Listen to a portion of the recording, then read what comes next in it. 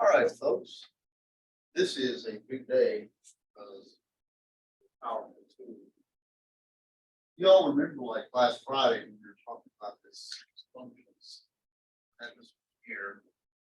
And y'all correct me if I'm wrong. My recollection is working through this.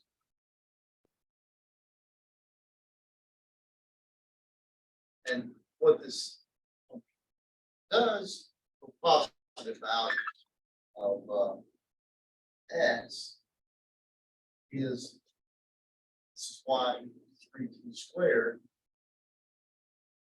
What this does for positive values of x is it just measures the area of this function, or the area under this curve. You remember what we got for area?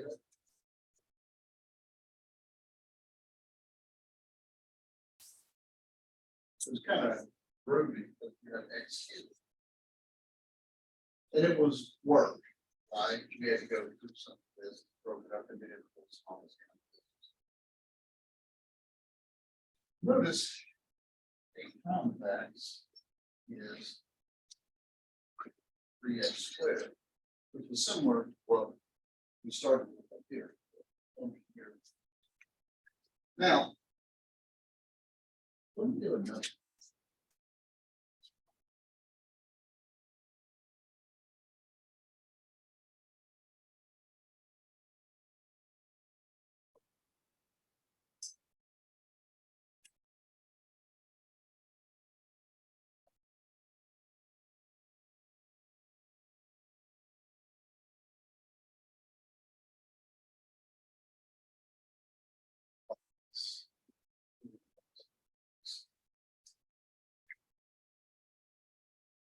So I'm going to draw x positive again, just to kind of give us a feel for it. But the cosine function is like this.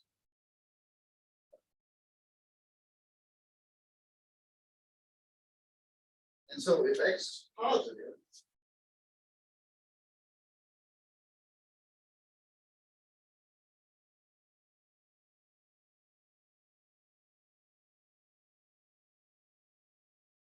this would be a of x.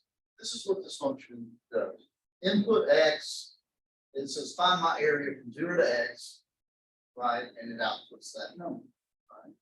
Notice I've drawn x so that it's bigger than 0 and it's not too far up, so this is actually a positive area. Right? Well, what I'm going to do now, here's the problem is, recall that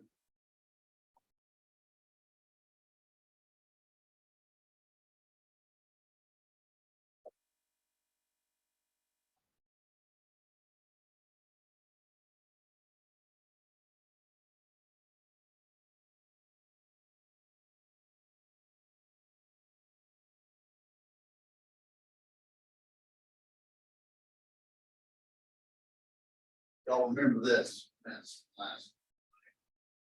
Well, let's adapt this for our situation.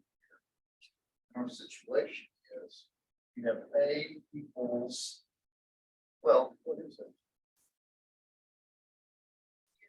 Agreed. How about B? X. And my function f of t is cosine t. Right? So, see what's out of that. This is then goes to infinity. That's going to be x over n.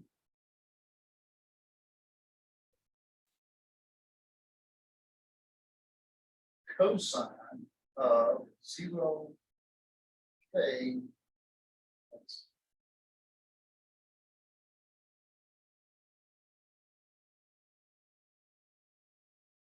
Okay.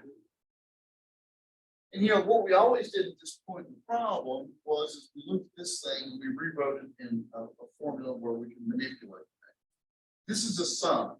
This is cosine x over n plus cosine 2x over n plus cosine 3x over n, la la la. This is a mess. It's a big sum. We always rewrote this fashion. Anyway, do I know what to do here?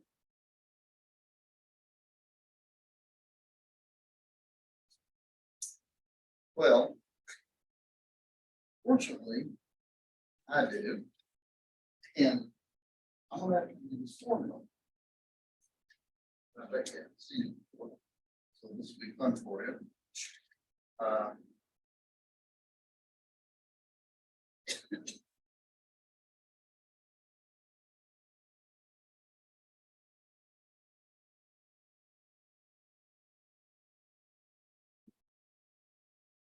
This is cosine theta minus 1 minus cosine of n plus 1 theta plus cosine n theta over 2 minus 2 cosine theta.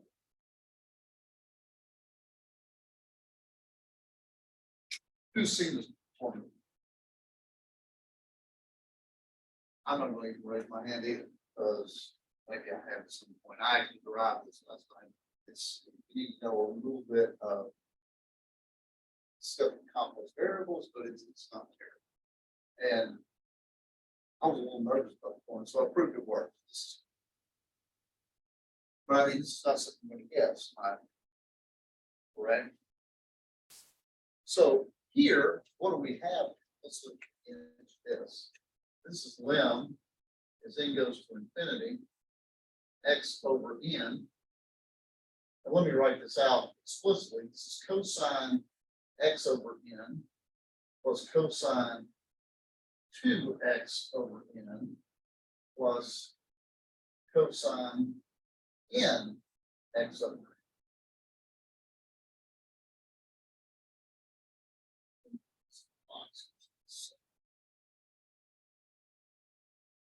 So what I've done is I've rewritten the sigma thing so I can kind of compare this to this one I've got.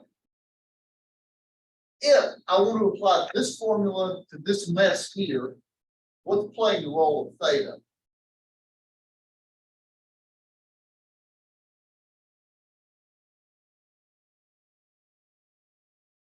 Agreed. X over my angle here is x over n.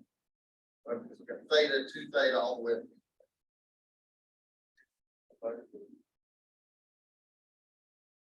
So let's apply this.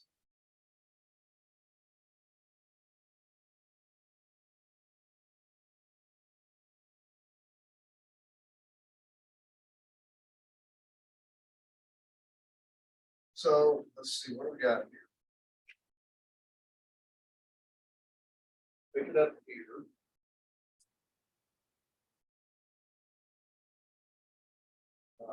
N goes to infinity. This is x over n.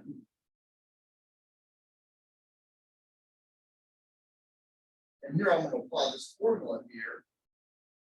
Theta. So this should be cosine x over n minus 1 minus cosine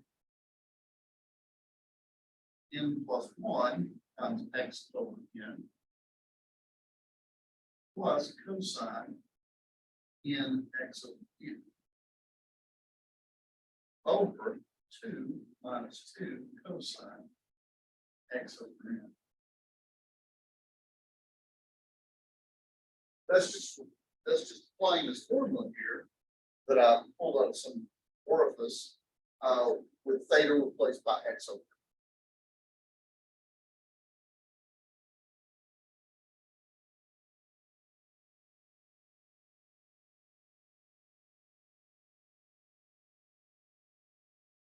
Everybody okay? Does everybody understand what I've done? Right at this point, I apply this formula with theta replaced by x over n to get this hopefully better for you.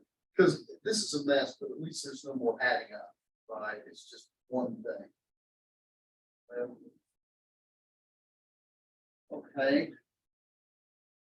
So the next thing I'm going to do is I'm actually going to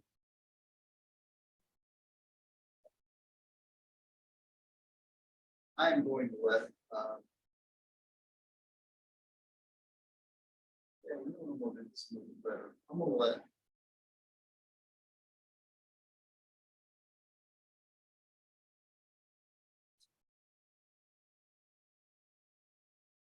I'm gonna let theta equal x over q. This is gonna make my computation easier. And let me point out that as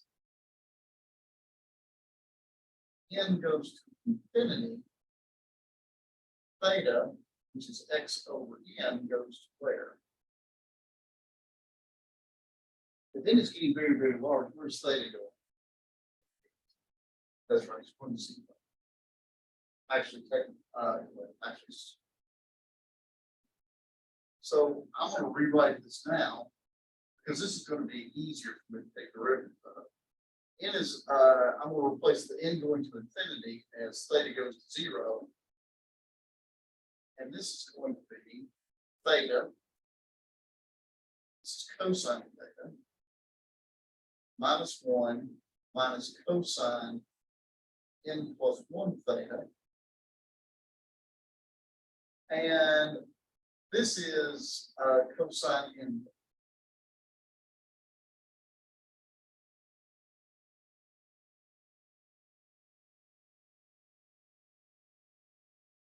over 2 minus 2 cosine.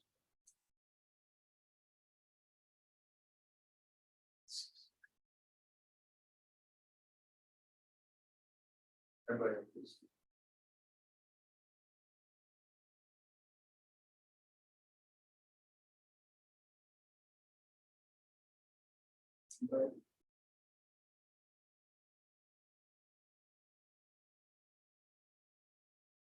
All right. Actually, so let's see what happens. This is limit as theta goes to 0. Theta cosine theta minus theta cosine n plus 1 theta plus theta cosine theta.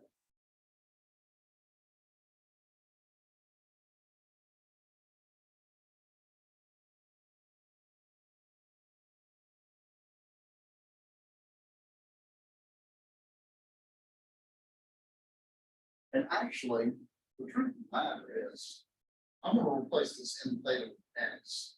That'll make my life a little bit easier. And the reason is, notice theta is x over n, so n theta is equal to x.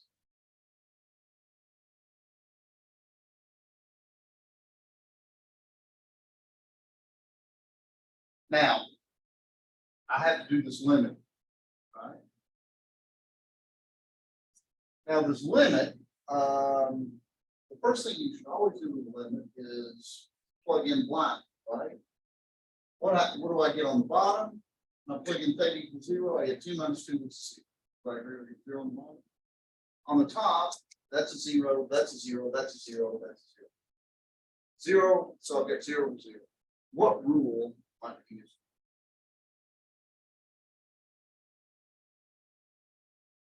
If I'm doing this one.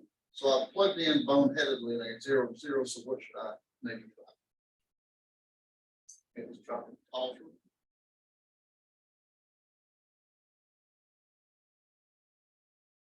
Derivative of 2 cosine theta is going to be, I've got 2 sine theta on the top. This is a product rule, so it should be cosine theta minus theta sine theta. This should be minus 1. This should be minus another product rule, cosine n plus 1 theta. And then minus theta, root of cosine is negative sine plus theta sine n plus 1 theta times derivative of what's inside, which is n plus 1. And this should be cosine x.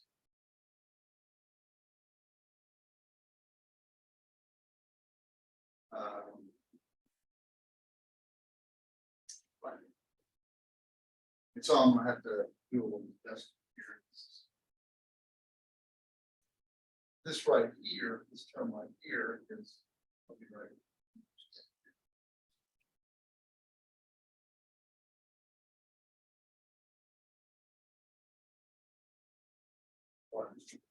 In.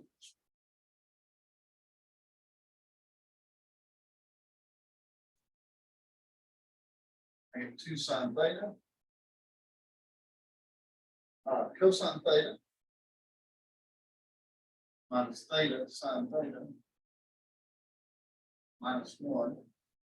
Now, here's the adjustment I'm going to do. What's inside here is in theta plus theta. In theta plus theta, which is x plus theta. This is cosine x plus theta. And I'll do the same here, plus theta sine x plus theta times n plus 1.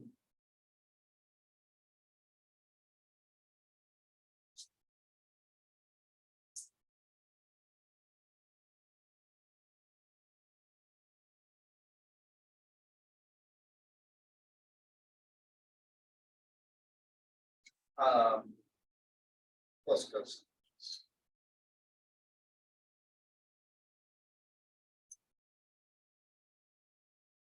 Now, if I plug in theta again, or theta equals 0 again, I get 0 on the bottom, and I get cosine theta, so that's 1.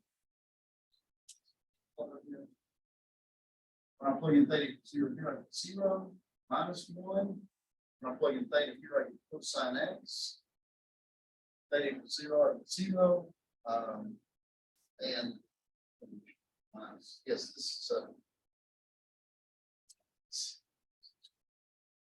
minus cosine x. So I get 0 over 0 again. So do L'Hopital's rule, hopefully the last time. So 0 over 0, so follow L'Hopital's rule again. Then that theta goes to 0. This is 2 cosine theta. So actually, I know I'm going to be done with this. Root of cosine is minus sine theta. This is another product rule, so this is minus sine theta again. Minus theta cosine theta. That's gone. Root of 0. This is sine x plus theta. This is sine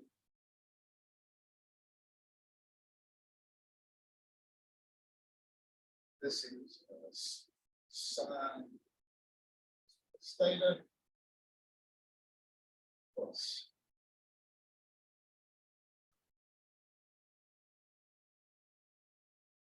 right root of sine cosine, so it's theta cosine x plus theta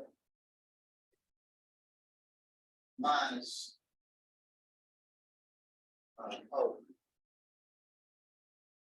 and that's a 0 because the derivative of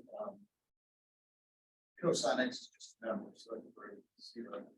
So let's see what happens when we have this. Now, this is 0, 0, 0, sine x,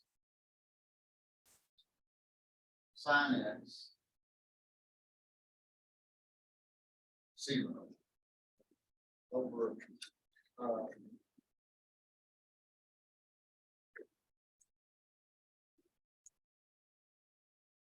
oh, right.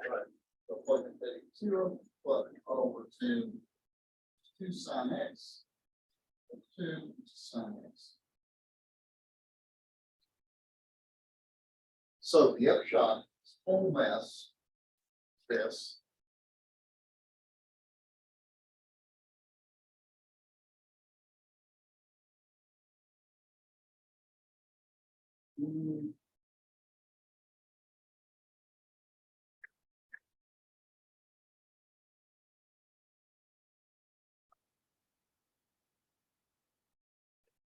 So figure out area 0 to x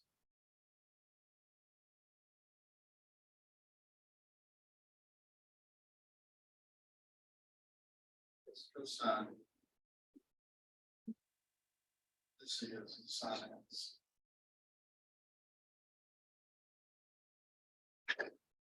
So that's another area on the curve which you couldn't have done before, which is kind of cool.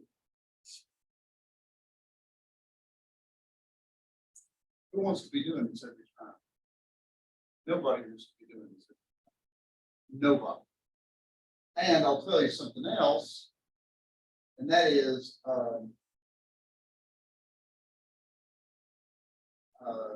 so let me tell you two other things. First one is nobody wants to be doing this every time. Second one is, do you remember how we did that one polynomial? And at the beginning I said area 1080 or whatever. How did I do this? Well, I've got a great answer. Also, here's another thing. We were able to do this because I wrote down that identity, right? Cosine theta plus cosine 2 theta or whatever. What if you don't have it? Actually, I was a little sloppy here and I came out correct. Notice there's an n+1 that didn't carry through, but I made a mistake. There's a slight mistake earlier that I made in doing this. Sector n+1 motion. So, but it turns out to be correct anyway. So I'll give you some extra credit.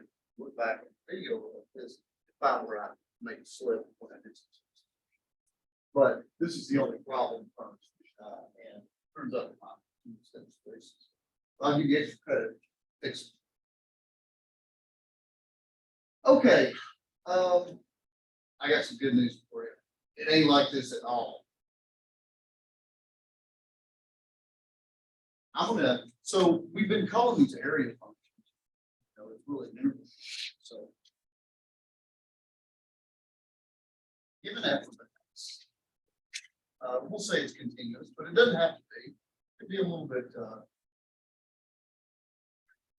loose than that. Piecewise continuous or even looser than that, actually.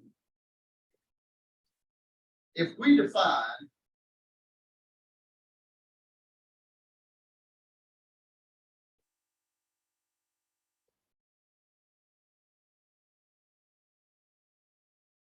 I want to explore the nature of this function.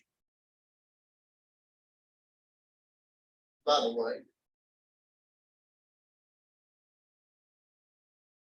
I'm going to do this more generally here.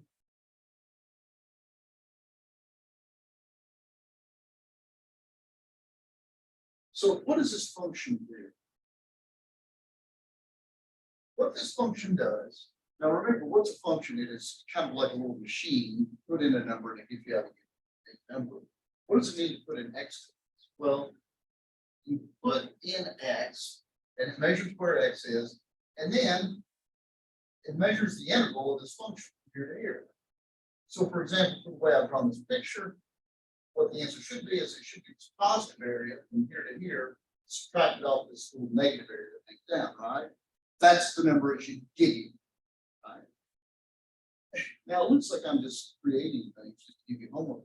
So, I mean, well, actually, it turns out this is really important. This function that we've looked at.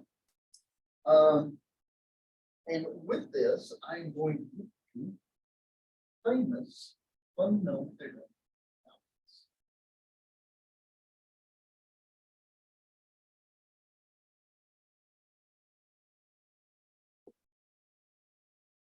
Like I said,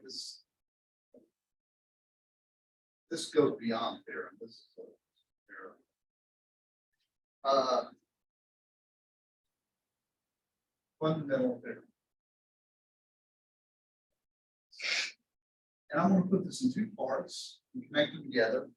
And I'm going to show you why it's true, which is that's kind of a neat thing as well. Roman numeral 1. If f is a function continuous on AB, then the function f of x, which is the integral from a to x, 11 t to t, is continuous. So this function that we made right here is actually also continuous on both of them by B. In fact, even if this is only piecewise continuous, this new function repairs that. And differentiable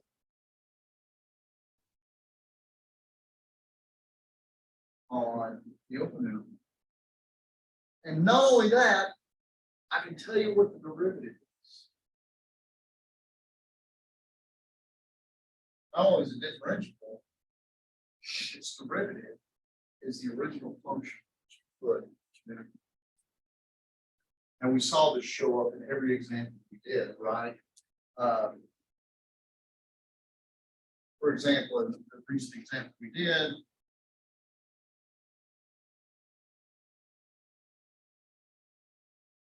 no,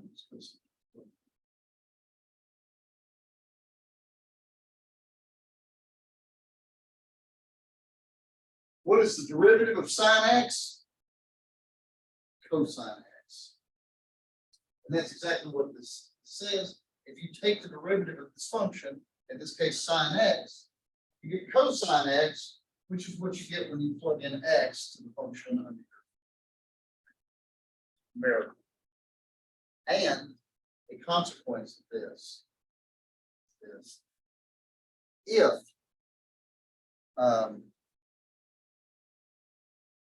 same situation, f is continuous on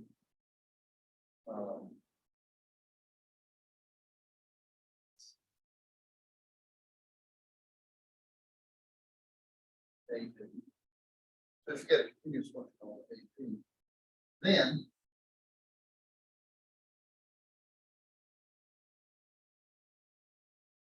remember us doing this problem? What do? We broke the interval from A to B up into a bunch of little boxes, and then we had this thing, and we took a limit, right? Awful, right? F B minus F of A, where f of x is e and little f of x on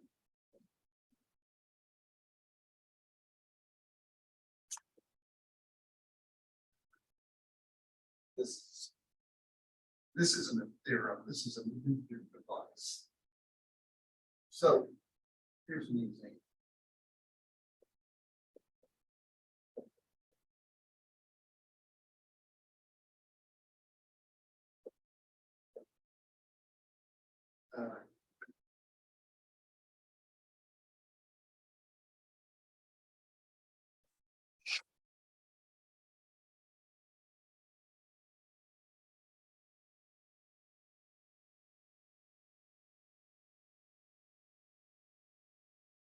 Oh, and let's like this. Yeah.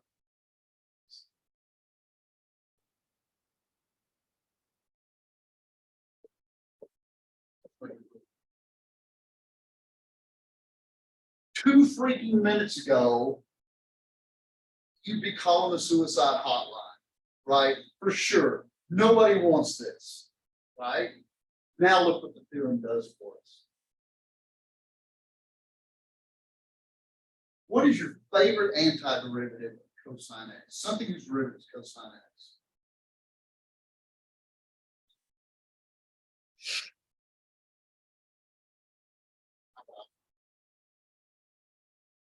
How about an anti? Can you think of something whose derivative is sine x? Okay. Can you think of something whose derivative? See, this is actually x 1/2, isn't it?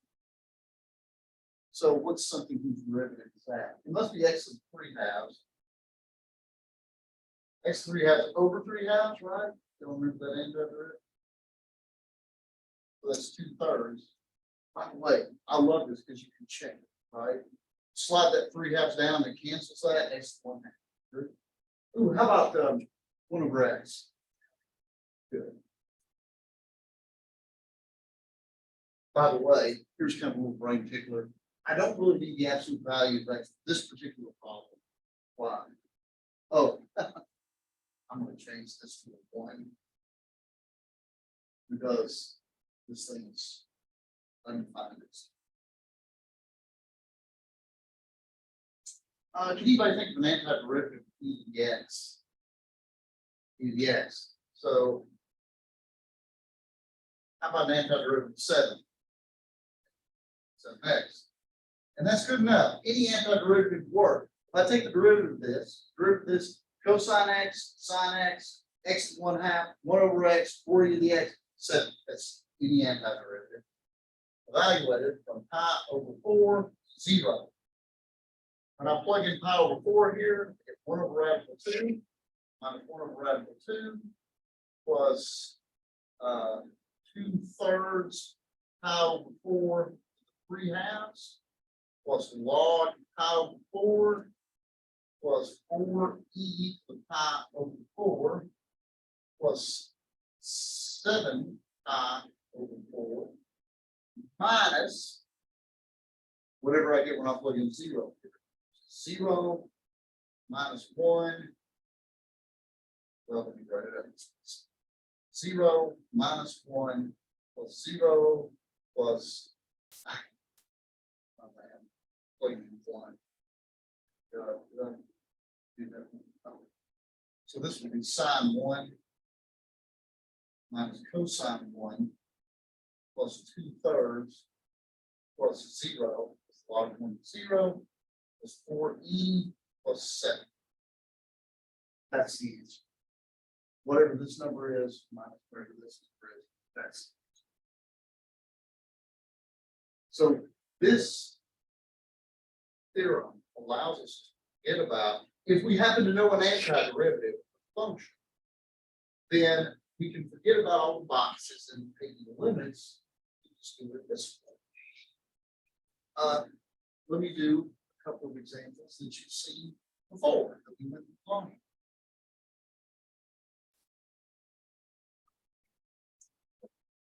Sum up this 0 to x of cosine t. Fundamental Theorem of Calculus says, what's your favorite antiderivative of cosine t? Something's derivative of cosine t. Sine t. Everybody agree with that? Evaluated from x to 0. This notation means plug in x minus plug in 0. There it is. None of those trig formulas, blah, blah, blah. There's the answer. We did this one yet.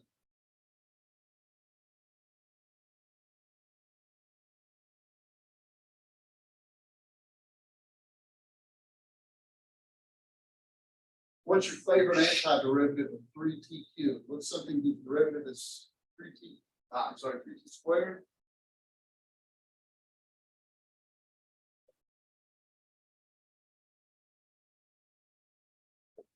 Like that. You all wondered how I did that problem in my head. Here it is. We did this one a couple of times ago.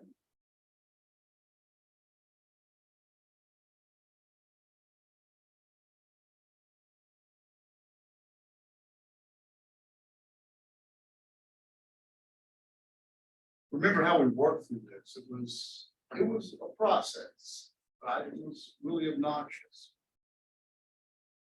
What's your favorite antiderivative of 4t cubed?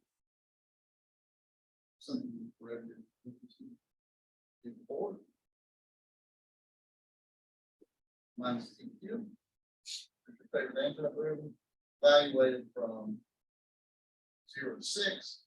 This is 1296 minus 216, 1080 minus 0, 1080. That's how I did it in my head. Which one? This one right here. You put in the 6, and this is 1296 minus 6 cubed, which is 260. Or, oh, how about this?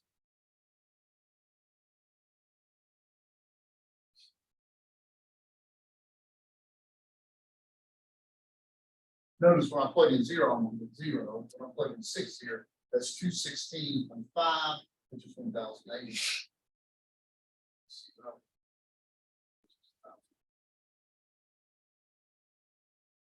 So this is a very powerful theorem.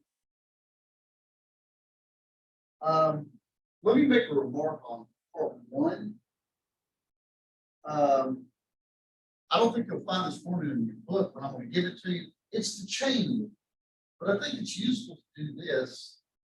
So, and this might be because I'm going to ask you some problems.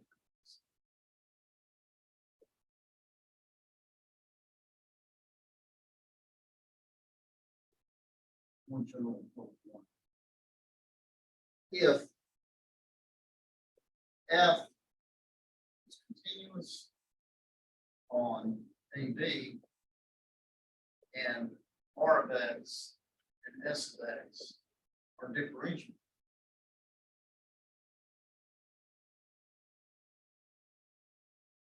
and if you have F of X is the integral from R of X, S of X of F of T to T, then F prime of X is, this is a more general version. If this is simple A and X, where A is a constant and X is just X, then the derivative of this is just F of X. Here it's a little bit more complicated, more fun. This is F of R of X times R prime of X minus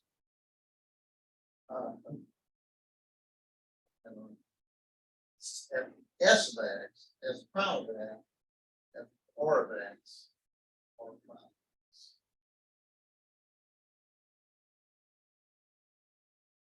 By the way, do you know how you get from this in this situation to this? You might see if you can figure this out by writing. It's just the chain rule. That's all this is. This is the chain.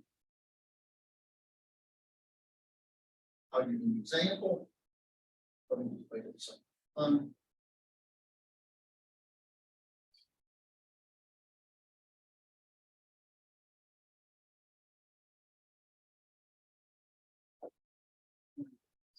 E minus squared sine 2x or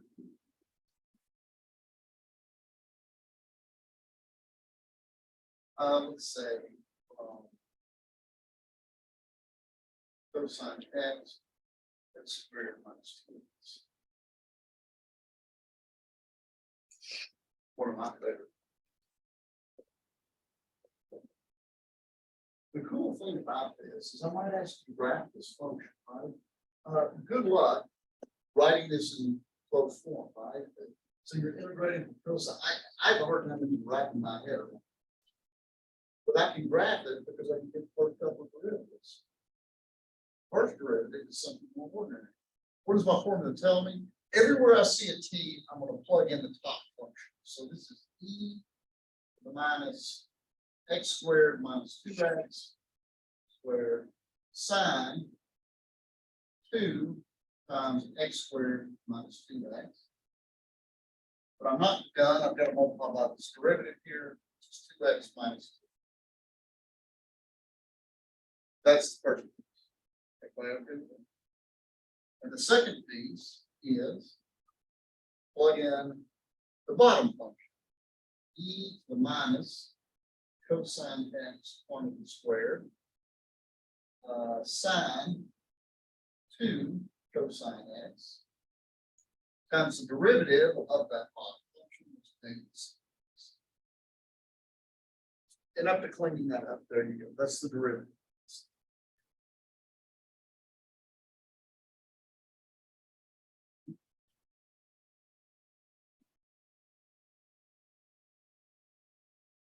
Okay. This is, I think we would all have to agree, a major advancement. Because we've gone from drawing little boxes, trying to use the left endpoint, the right endpoint, or whatever, taking limits, et cetera. Basically finding anti-derivative.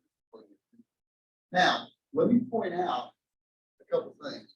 This does not mean that you need to forget about where this comes from. You always need to remember your roots, right? This came from a limit of sums. One reason that you might need to do this, when you hear about people talking about statistics and normal distributions, this isn't exactly right, but basically, here's a big piece of what they do. That exponential function e minus squared, it forms a curve. We're all placing diagrams of this, that class of stats.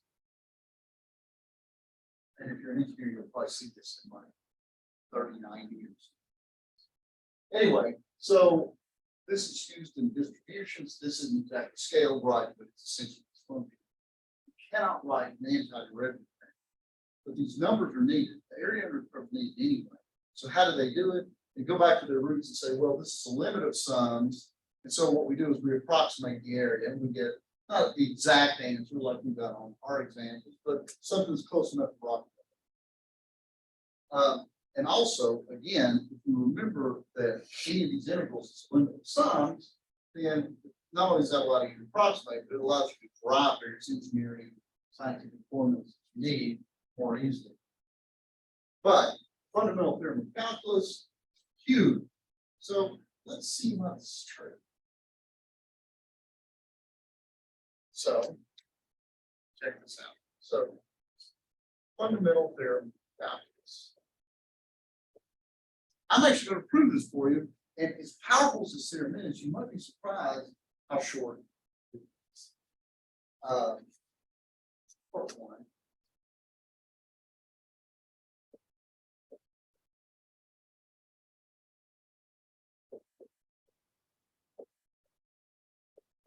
And I like this proof also because it helps us remind it, it improves our skill set and understanding how things work.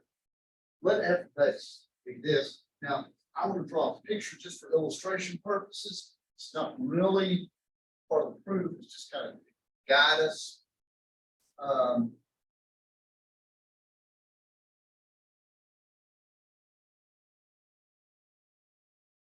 Okay.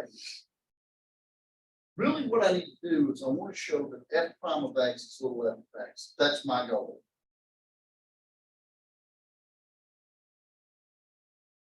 So what do? Well, again, with the back to your roots thing, I got no choice but to write a limit down here because I don't know anything. I mean, all I can do is this. F of x plus a minus f of x. Right? That's old school, right? That's the definition of the derivative. Everybody okay? Now let's translate this. Let's write this in terms of what my function is.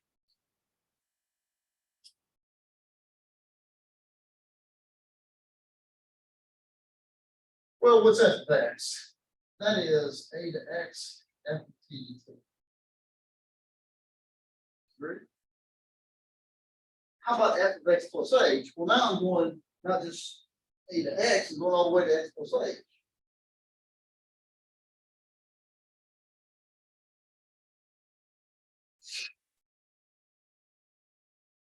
Right?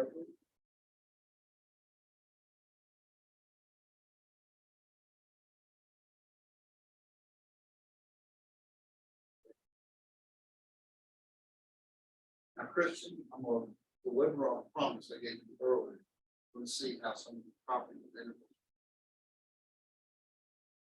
The idea here is I want to make this something. So the first thing you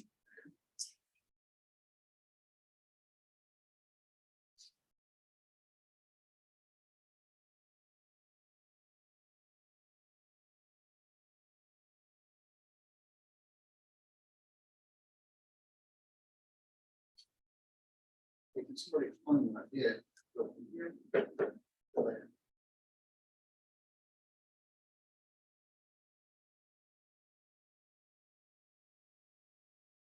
What looks different? Okay. What's negative, positive? What else is different? There you go. And remember, that was one of our properties of integrals. If you invert the order of integration, it changes the sign. So that's why I can get away with it. Right? Now, after this point, I'm going to make an observation that intuitively finishes this off, but I'll be a little bit careful.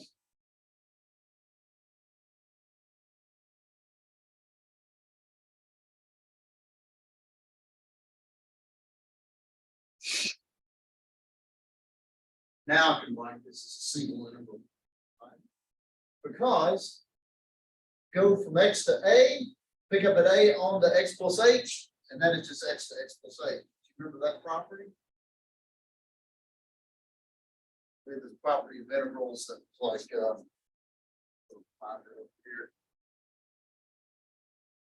I don't know about you guys, I'm just dying to define reading, so I kind of like to work. So we have this property here. You know, your flag. So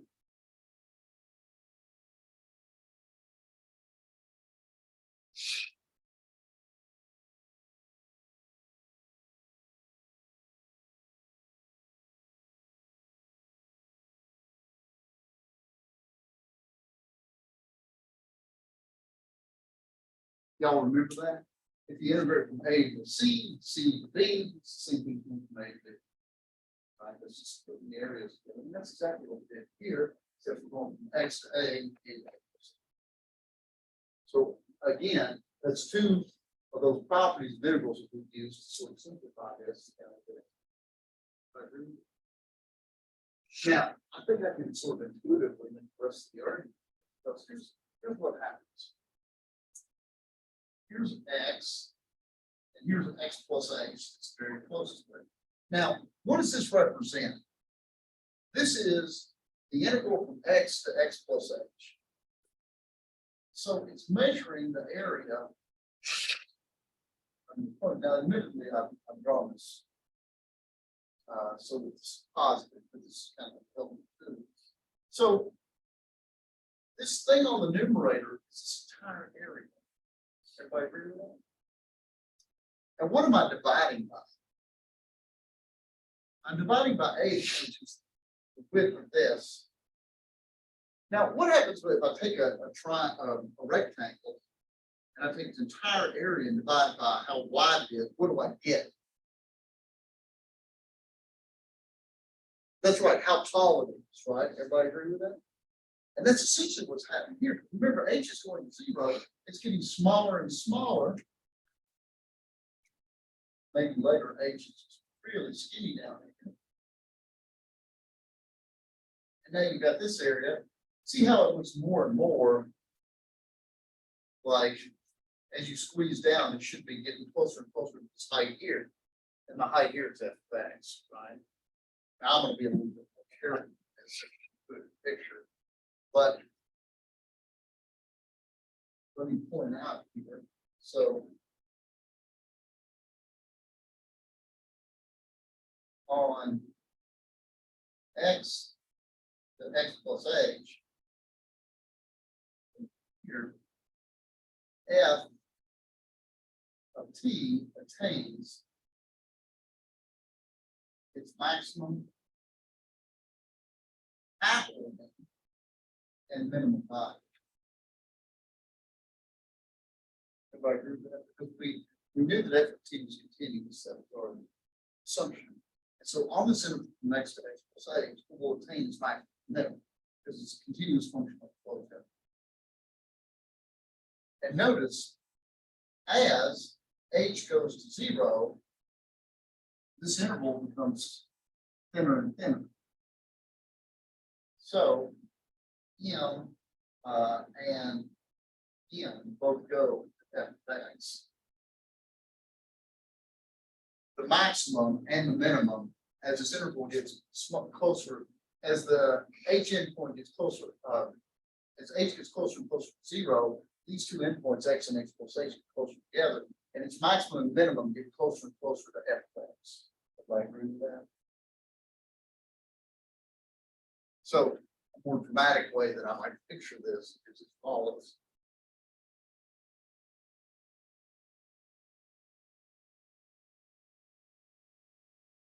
Here's the maximum on this interval, and here's the minimum. Well, actually, here's the minimum here. Do I agree? And here's h, the width of the interval. Now, as h gets smaller, by the time h reaches this is no longer the maximum. All right? And as h reaches here, this is no longer even the minimum.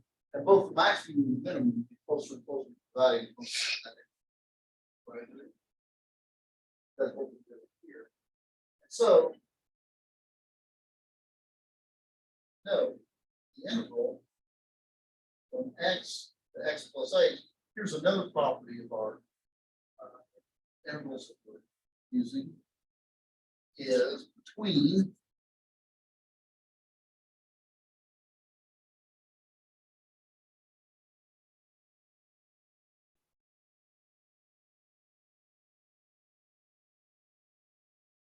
well, remember how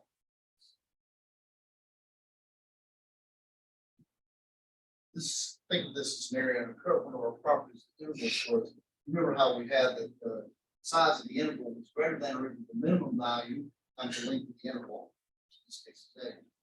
It's less than or equal to the maximum value.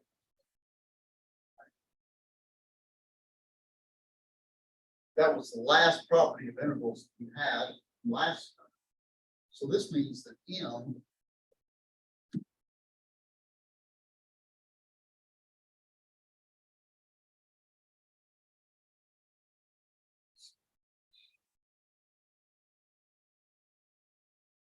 that means if I divide by h,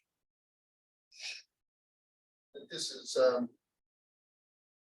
between these two values. And here I'm assuming actually that h is positive, but proof when h, technically have to do it when h is -2, which reverses things. It works out the same. Now, as h goes to 0, the minimum and the maximum go to f of x.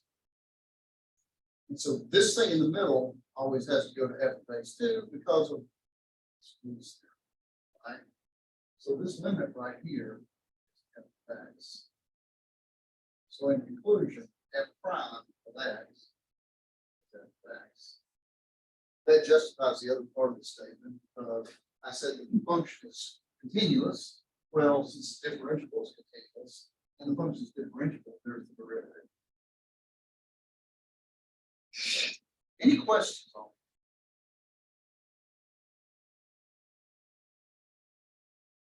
So that's the idea behind this. And this makes the fundamental theorem of calculus part 2 pretty specific. So, and the fundamental theorem of calculus part 2, fundamental theorem of calculus part 1 that we just showed is important. One of the big applications is showing the fundamental theorem of calculus part 2. I'll be honest with you, as engineers in your workaday world, when you're using this stuff as a tool, fundamental theorem of calculus part 2 you will use all the time. Fundamental theorem of calculus 1 will come up occasionally, but here's a big application of it. So, F B continuous on AB. We want to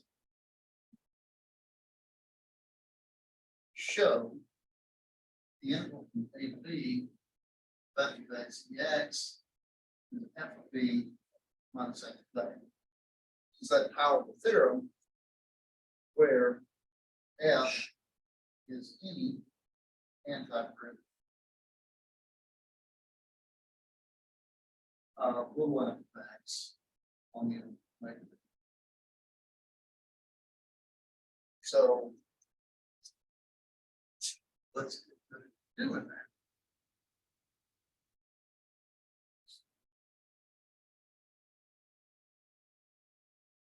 So first, what I'm going to do is I'm going to I'm just going to make this definition.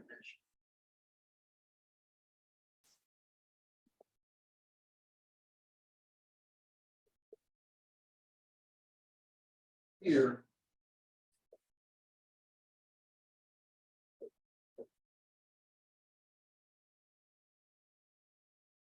I'm introducing to help us out this new function. And what do I know about this? F of x is an antiderivative of little f of x on a b. Because f prime of x is little f of x. This is already shown by fundamental theorem of calculus.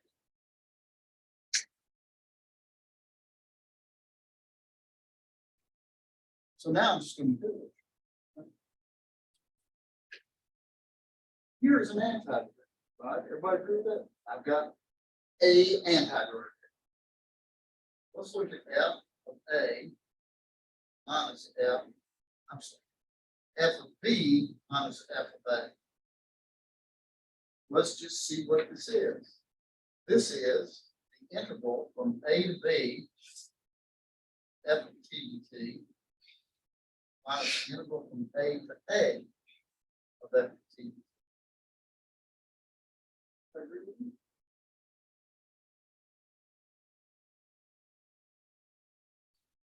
Because when I plug in, first thing I'm doing is I'm plugging in b for x, a to b, then I plug in a for x, a to a. What is this interval right here? A to a, so it is.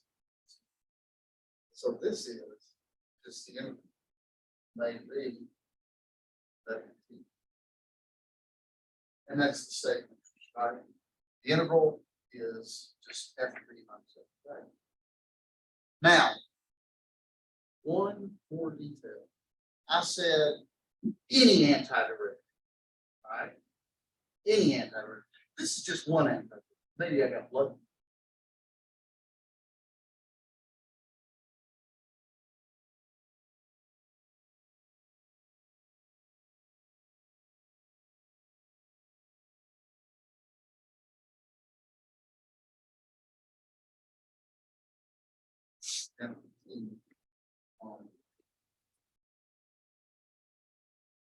What can you say about the relationship between capital G and capital F? Capital F being the one I introduced here.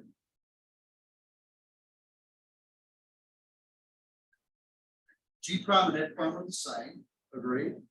And so what does that mean about the relationship between G and F?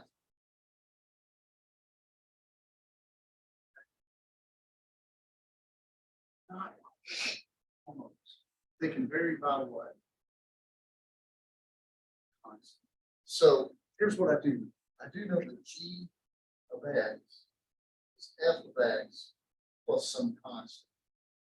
Right? This is one of the things we had back in the mean value theorem days. If two functions, if their derivatives are the same on an interval, they vary by constant. Right? Well, let's see what we get. So, and this is why it doesn't matter what the constant is, because if you look at G of B minus G of A, well, G is F plus constant. So this is F of B plus constant minus F of A plus constant. And look at what happens to the constants. They kill each other. This is equal to, the constants cancel out, F of B minus F of A. And we've already shown that this is, there you go. Any antiderivative works. Okay. Any questions?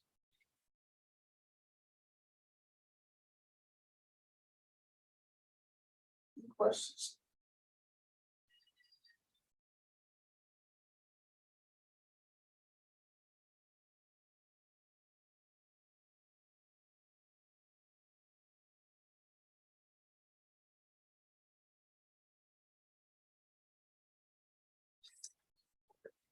Here's an example. Almost has to work on this.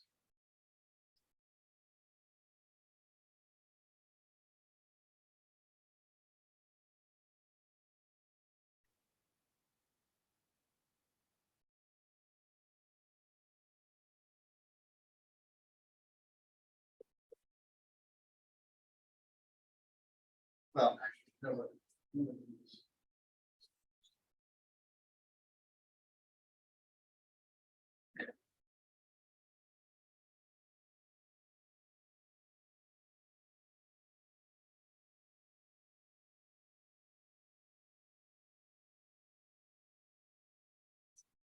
graph function.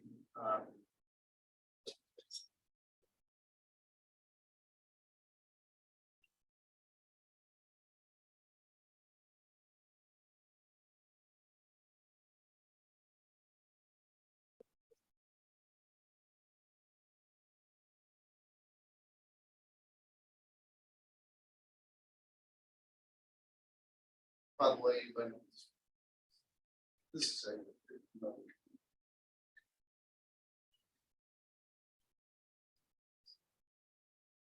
It's the inverse tangent.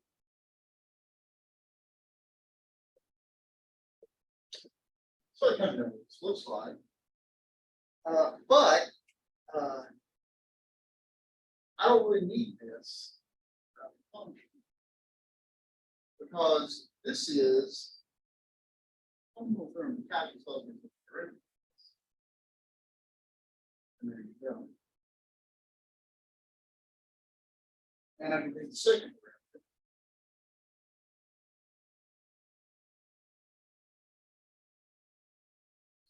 Squared.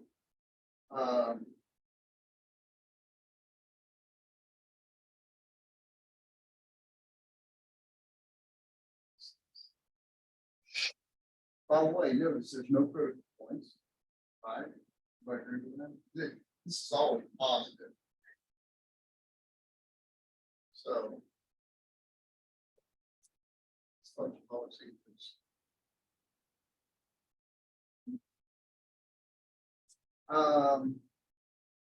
And the concavity, only interesting number is x equals 0. Because you can't, again, you can't make the denominator, but do that here. And at 0, I think you have to put inflection because you're positive here. Up and then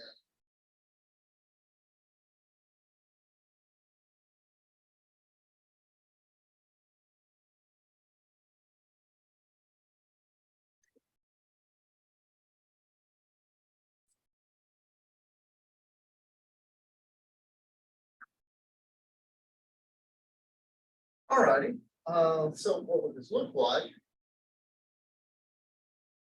Well, not knowing anything else, I know that it's always increasing. And I know that, actually notice that, what's that from 0?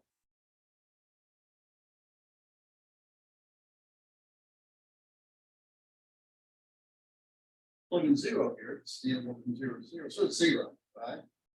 And also the inverse tangent is 0, so that's another clue. So I know that when I graph this function, it has to go here. So that's kind of my anchor. It's always increasing. Concavity should be up and then down. All right. Is this what it looks like?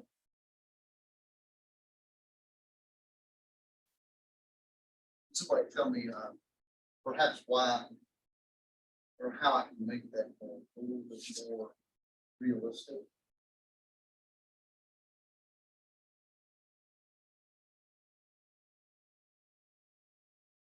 Let me ask you this, so you can be more subtle about graphing things. What happens to this when x goes to infinity? What happens to 1 over 1 plus x squared x squared here? What is it going to do? 0. Negative infinity as well. Okay? That means that as you get very large x, positive or negative, it should be flattening out. It should be closer to 0 slope. So maybe And in fact, it's going to start tangent. Maybe it should be a little bit more like this, just flatten out.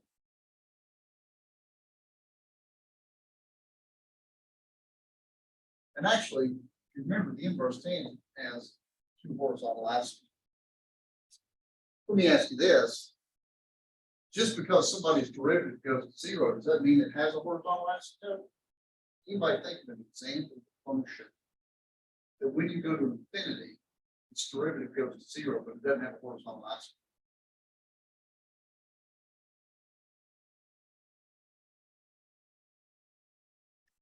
Somebody give me an example of something body. Yeah, how about the natural log? Right? The natural log actually. So there's more information in here that you can always glean out of functions. But if you look at the natural log of x,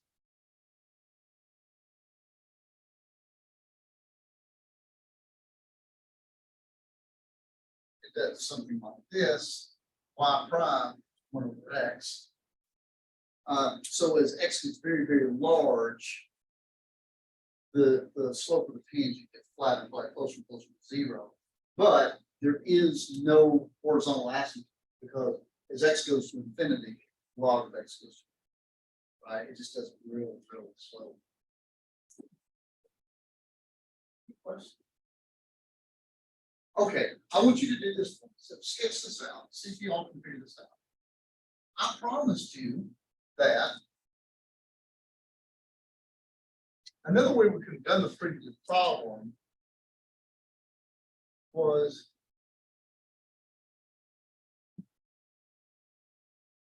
we could have breathed this out really and said, okay, this is inverse tangent P evaluated from 0 to x.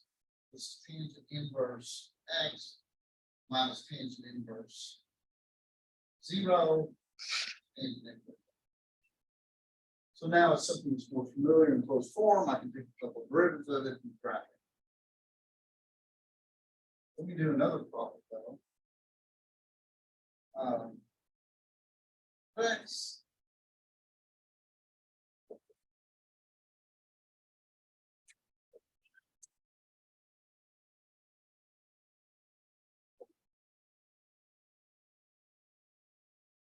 see if you can figure out what this was.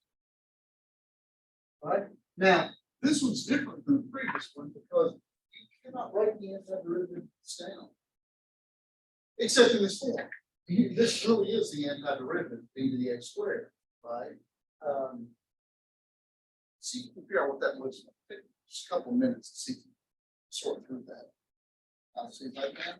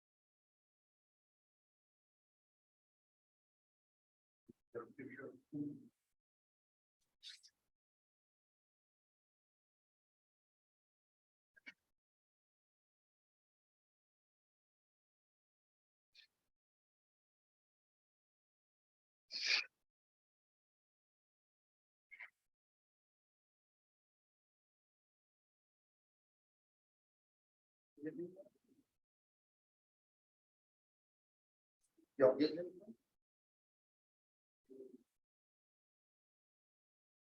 So let me ask you this. What's up to zero? Oh, I know where you're going. Think about what you're doing. It's the interval from 0 to 0.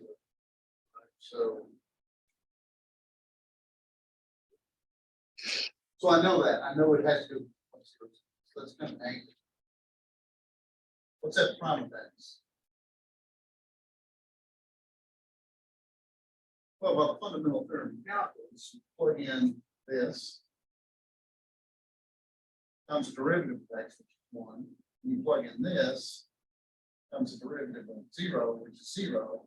So I get e to the x squared. That's the derivative. Whatever. And that was the whole point. This is the antiderivative of the squared. So it's derivative of the x squared.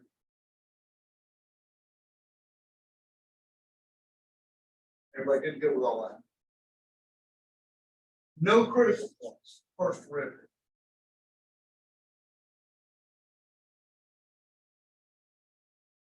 Always increasing. Right? There's one interesting point here. And that's just this. E to the x squared is always some positive number. So the signs can put control by this. It's negative here, positive here. So it's concave down and concave up.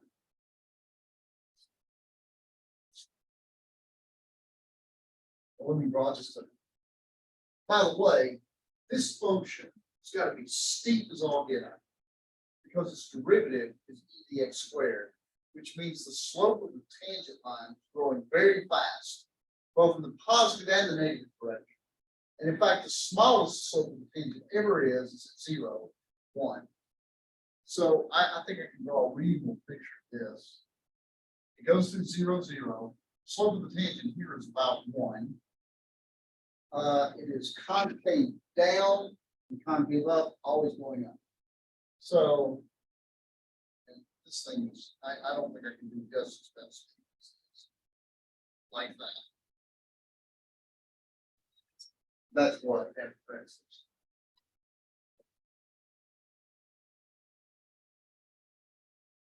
Any questions? Okay. Here's another one. I want you guys to troubleshoot this one.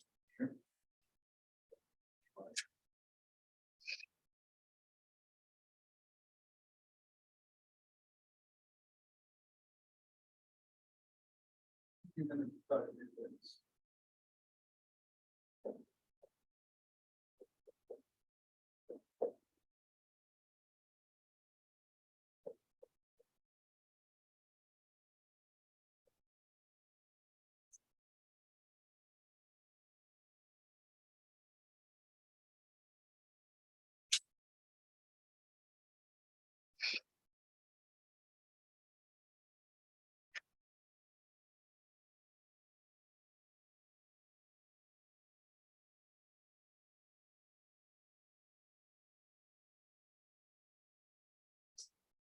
Hold on.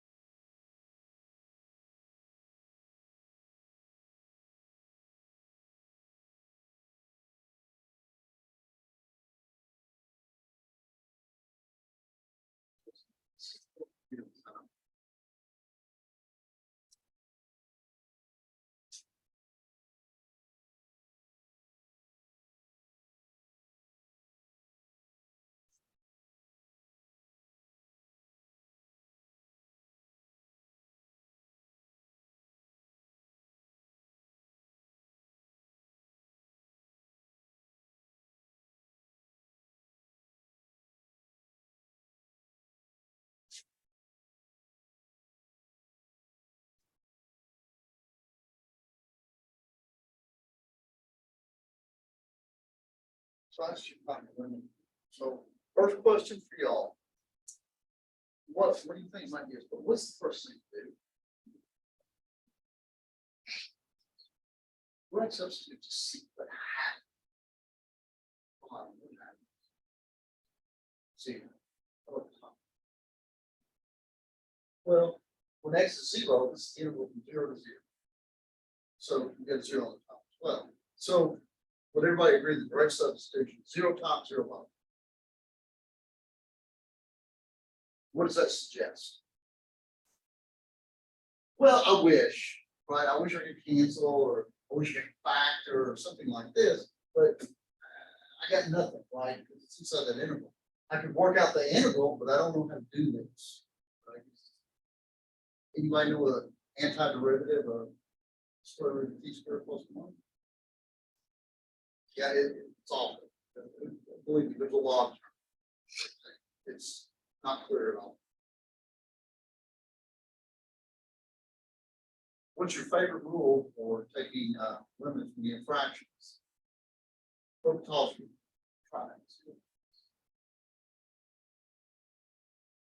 Taking the derivative bottom, easy peasy. Right? Derivative top, a little tricky. Got to use the fundamental theorem of calculus.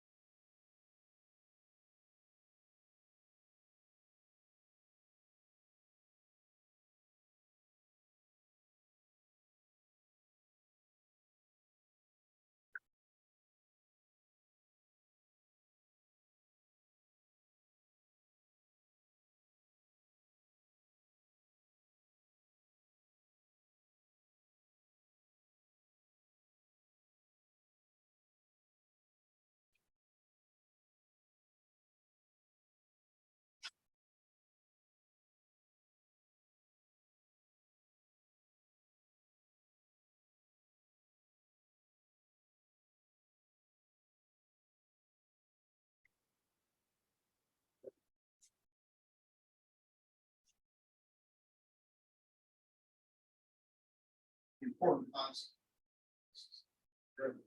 This is 3x, right? So,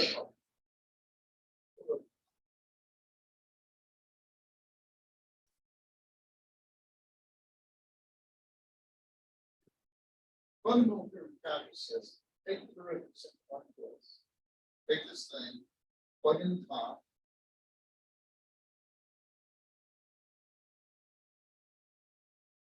Comes through. Minus, plug in the bottom. Comes the derivative. Bottom.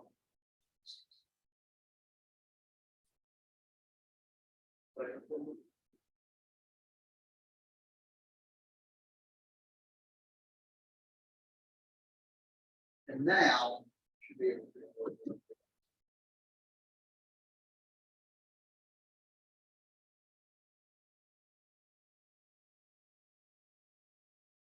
What is this? Think the engineering girls. Yeah. So you saw the movie too, right? Yes, it does not exist because what's happening to this is x goes to 0. What's happening to this chunk? Just time chunk. It's getting close to 0.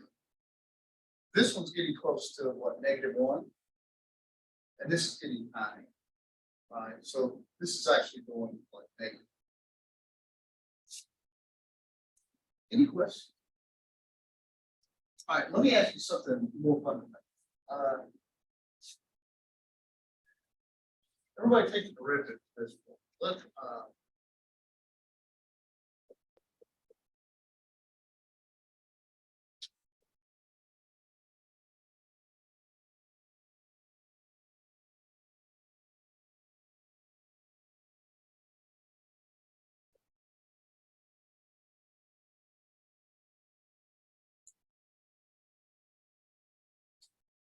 find that final max.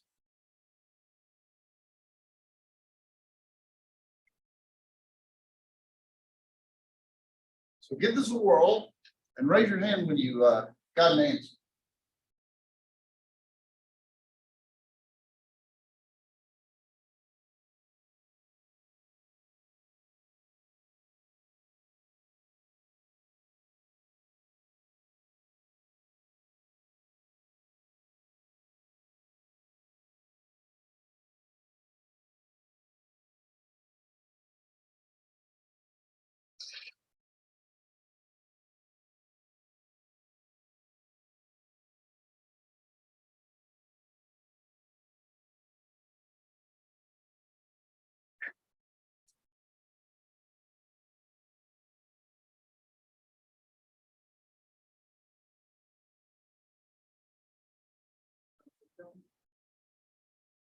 Yeah.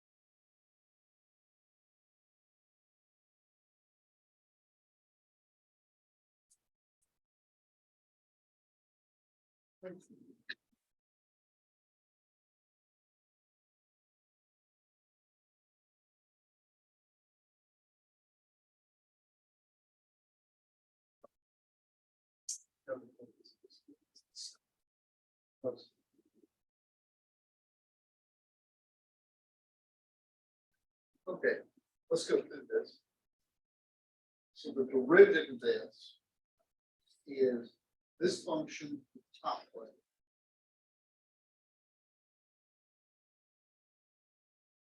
Times the derivative. That's the change. Minus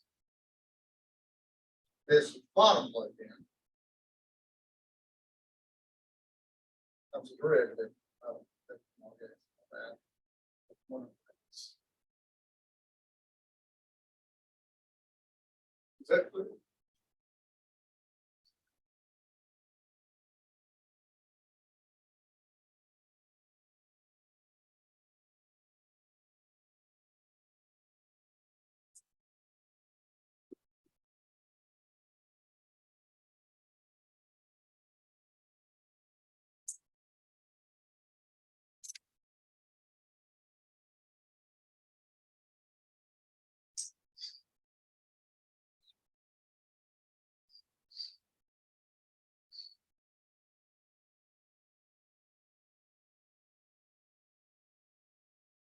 Okay, let's do this.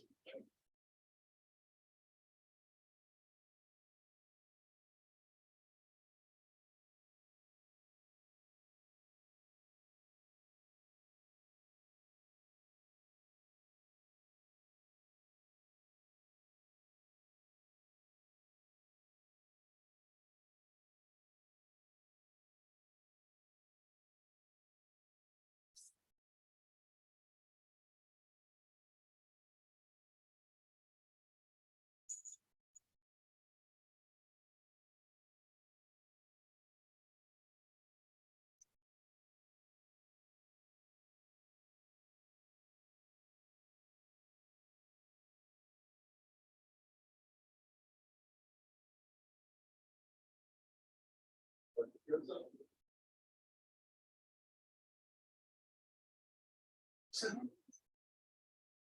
you can't do this. There you go. What's the problem? That's right. To use the fundamental theorem of calculus, what you want to do, you have to have a function interval.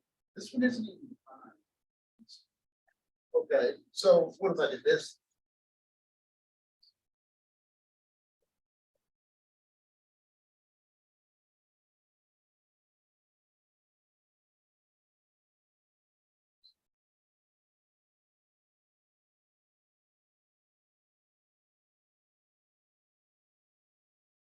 What if I did this?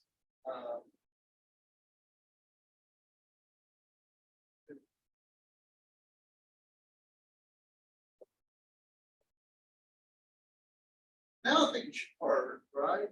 Because this function is going to go, and you can take cube roots and make it. So you could go on. So see, what about that?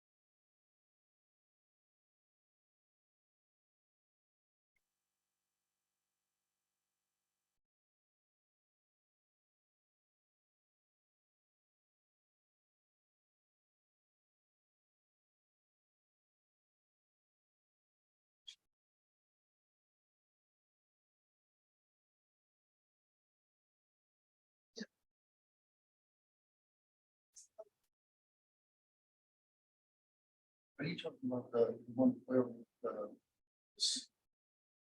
yeah, that's right. Because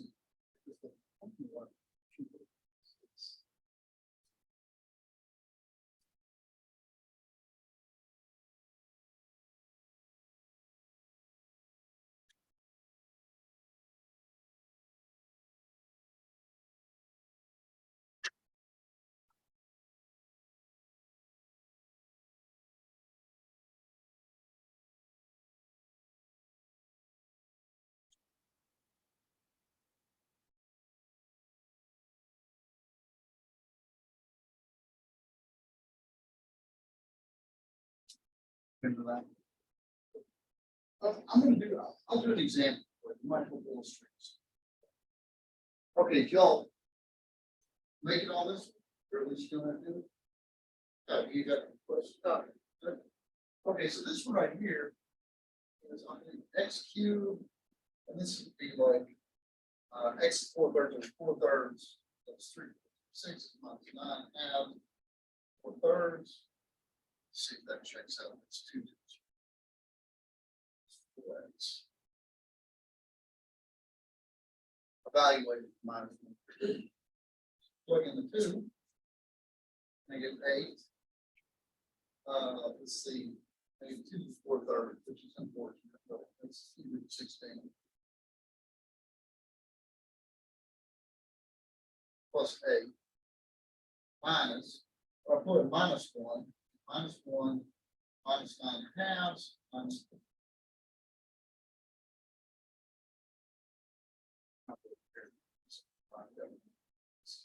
16, and see that's going to be, well, let's see, minus 19 halves. It says plus 19 halves. 16, 30. And the only thing left over of this is minus 9 halves equals 16.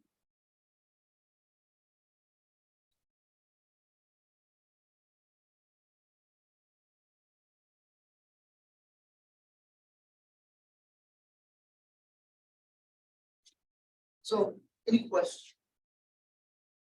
Yes. Yes. So, if the function is this, then its derivative is that. Let me write the formula down. Let me do an example of this that might help illustrate why this works the way it does. So the formula I gave you, more general fundamental theorem part one is if f of x is equal to this.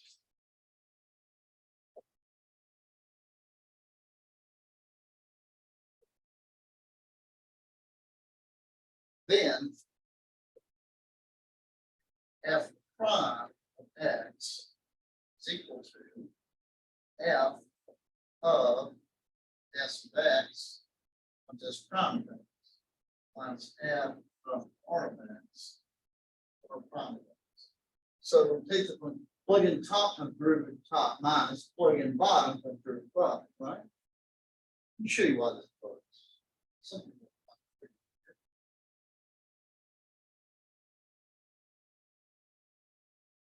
I'm now going to stair step off fundamental theorem of calculus part two. Suppose we have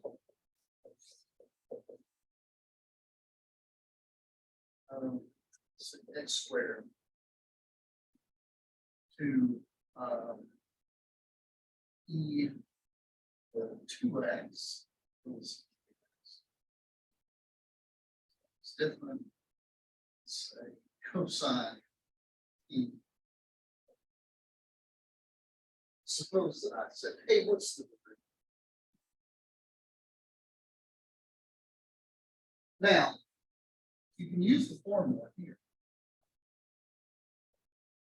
And this should be cosine of e 3x times the derivative of e 3x. Okay. Minus, plug in the bottom.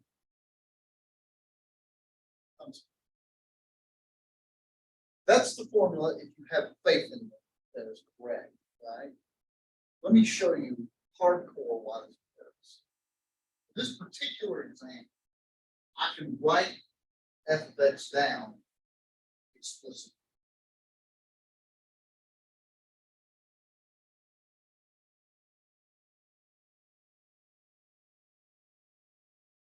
Okay, let's just go old school, do this fundamental theorem of calculus part two. What's your favorite antiderivative of cosine t? It's sine t. Do I agree with that? So this is sine t evaluated from x squared to u. Right? So this is sine e to 3x minus sine of x squared. This is f of x. This is one way to write it, and this is another more familiar way to write it. Right? This is what f of x is. It is sine of e to the 3x minus sine of x squared. Right? So let's take the derivative of this, just like we were in previous parts of calculus. The derivative of, what's the derivative of sine blob? Cosine blob. I'm sure what's inside. I'm sure what's inside that is 3. Derivative sine of blob is cosine blob. What's inside? You got a match. But this cuts out the intermediate step of actually figuring this out. A and B, if I replace cosine t by cosine of t squared, cosine of t squared, you can't do it this way because there is no good antiderivative cosine squared. You can write down equals. Right? So at worst, this is a shortcut. You see the function written this way. Does everybody understand?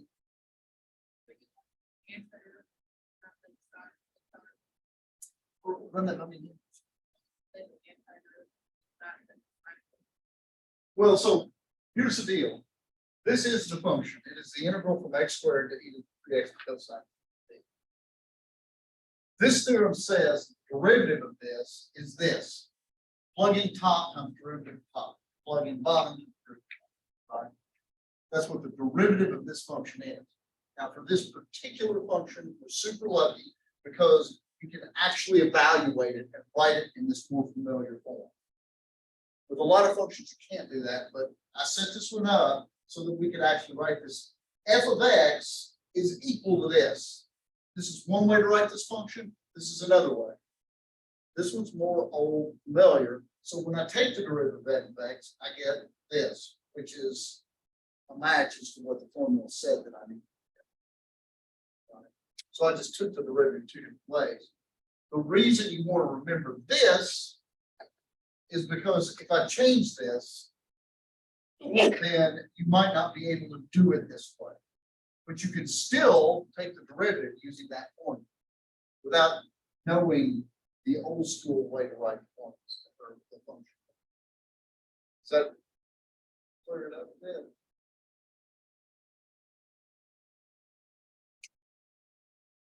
All right. Any other questions?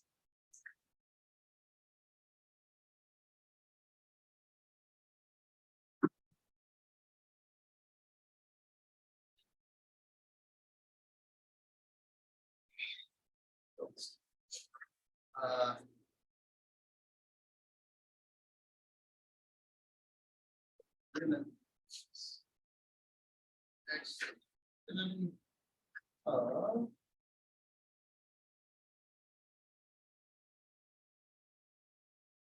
on this.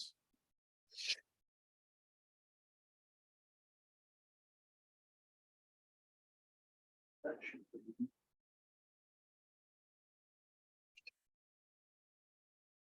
Actually, let's do this. Let's do this.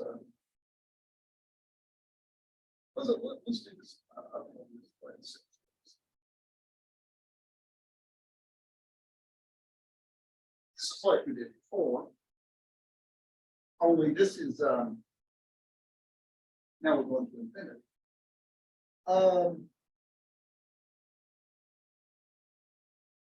Did anybody justify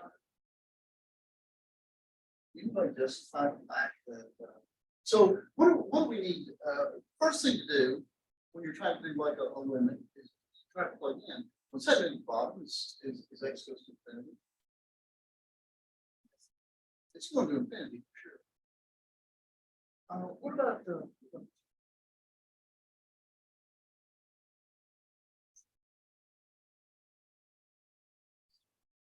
maybe it's going to infinity? If not, I don't know. Top's going to infinity. But it's not as clear. Let me point out.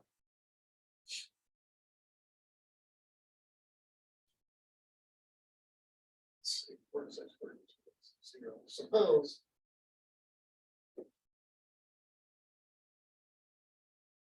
x, we'll see. If you look at y equals 2x and y equals x squared, they intersect at x equals 0 and 2. So suppose x is bigger than 2. Then x squared bigger than 2x. And so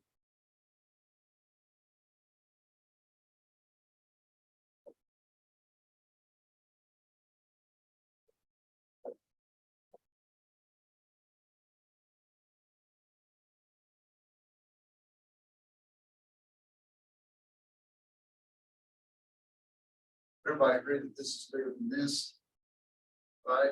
Square root of t squared plus 1 square root smaller than 8.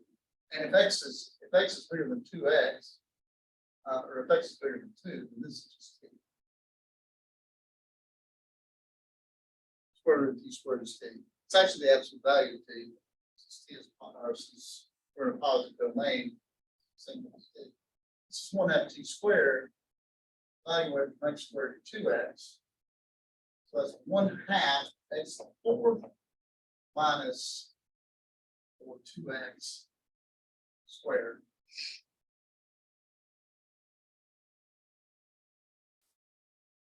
So this is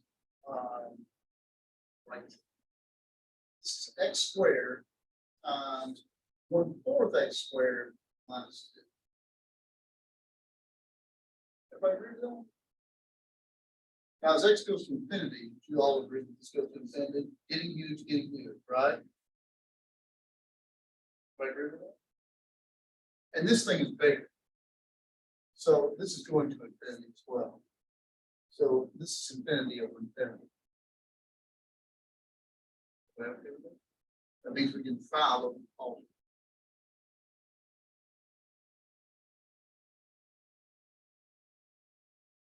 What's the derivative of x cubed? X squared. What's the derivative of this mass? Well, it's one of these fundamental theorem of calculus things. So plug in the top. That's 2x. Minus, plug in the bottom. Times 2.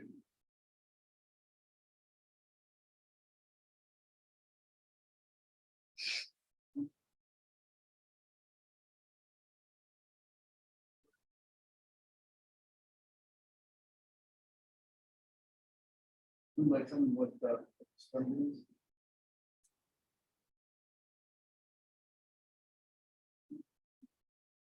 What happens to this?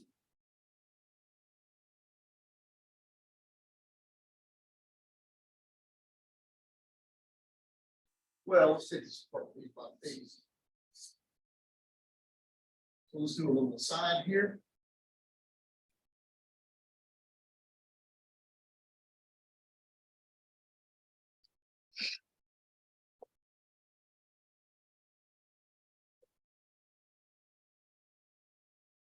You might put your eyeball on this and put the link to this.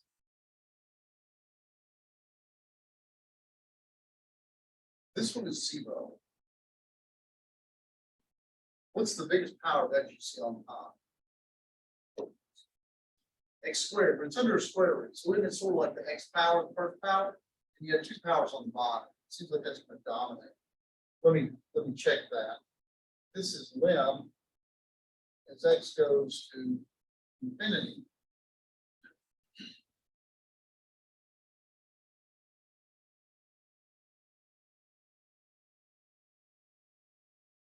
I'm going to pull out next. Pull that x out of here. X is positive, so I'll pull it positive out. And this is lim as x goes to infinity. 2 square root 4 plus 1 over x squared over 3x. The top of this is going to 8. And the bottom is going to infinity. So this is okay with that? Getting close to 8, getting close to 0. What about the other piece?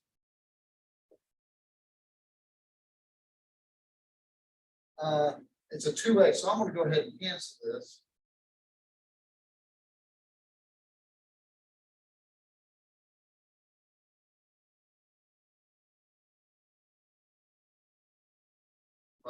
We'll take a shot at what that is.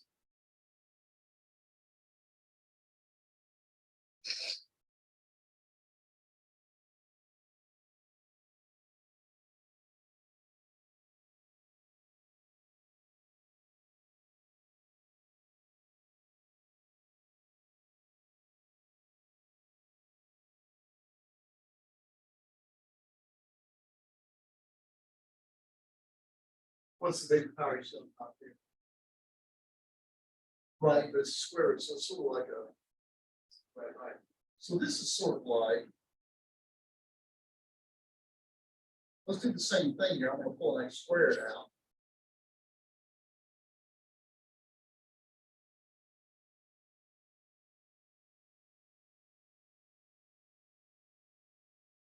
And this is lim as x goes to infinity, 2x over 3. Bottom is 3, top huge, getting close to 1, so it should be infinity. So this whole thing should be infinity.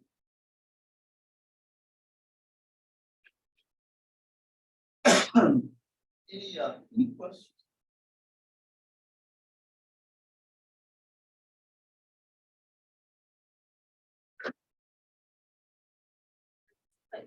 summarize everything.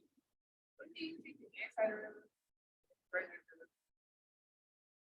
The antiderivative, when you do the fundamental, so to do an interval, you take the antiderivative. So what I think you might be getting hung up on.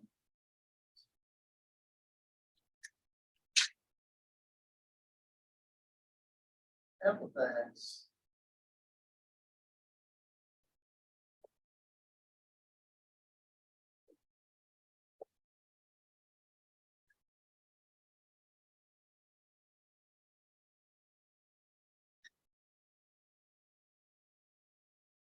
this is an antiderivative. Okay. So if I take the derivative, I get back to f of x. Essentially the function that I was in. And that fancy formula I showed you was just this with, instead of constant x, it was more general, some function, some function. So I'm saying if you want to take a derivative of something that looks like that, there's the formula. Right? But if I walk up to you on the street and say, okay, find me the antiderivative, or find me this interval, let's say 1 to 2 of e to the x plus cosine x.